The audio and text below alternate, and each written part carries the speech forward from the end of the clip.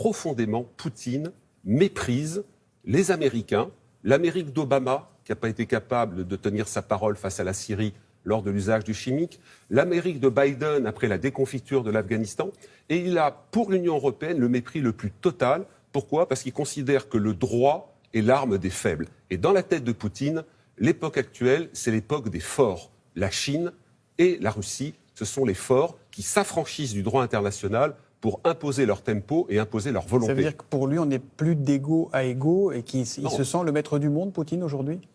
J'irai pas jusque-là. Ouais. J'irai pas jusque-là. Il veut restaurer une puissance impériale russe dans ce que les Russes appellent leur étranger proche.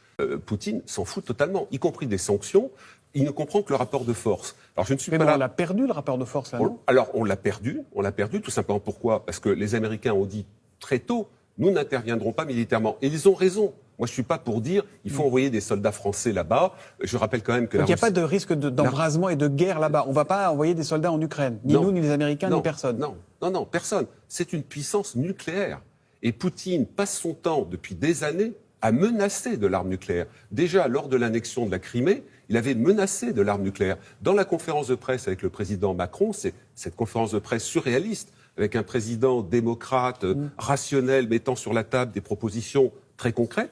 De l'autre côté, vous avez un discours paranoïaque, à certains moments menaçant, en disant « j'ai la capacité de vous détruire demain, vous ne vous en rendrez même pas compte ». Donc non, il n'y aura pas de soldats, et donc effectivement, ça donne le sentiment, on va mettre des sanctions, Poutine s'en fiche. Le président Poutine croit dans tout ce qu'il dit. Tout ce qu'il dit est invraisemblable. Est-ce qu'on peut croire sérieusement que l'OTAN prépare une agression de la Russie, veuille mettre des missiles nucléaires en Ukraine? Est-ce qu'il y a un génocide ? Le terme de génocide a été utilisé 10 fois par Poutine et ses proches depuis plusieurs mois. Le Donbass, c'est 4 millions d'habitants. Vous pensez que l'Ukraine prépare un génocide ? Mais il ne fait pas de la politique intérieure, il ne parle pas aux Russes dans ces cas-là quand il dit ça ? Tout à fait. Alors à la fois, il est sincère et en même temps, vous avez raison, il parle aux Russes pour avoir une posture, pour dire l'Ukraine a toujours été russe depuis la nuit des temps. Alors c'est vrai que la Russie kievienne au IXe siècle né à Kiev, en Ukraine, donc c'est vrai.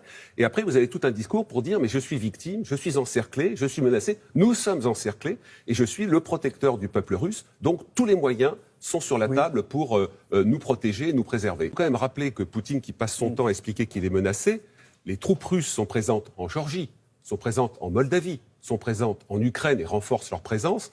Et donc, à la fois par la terreur, par une économie de moyens, il domine son étranger proche, et pardonnez-moi l'expression, il fout la trouille à tout le pourtour. Tous les pays d'Europe orientale qui sont rentrés dans l'OTAN pour être protégés, les pays baltes qui ont connu les invasions russes et soviétiques, la Pologne qui a connu également ces invasions-là, je peux vous assurer qu'ils se disent aujourd'hui, heureusement qu'on est dans l'OTAN.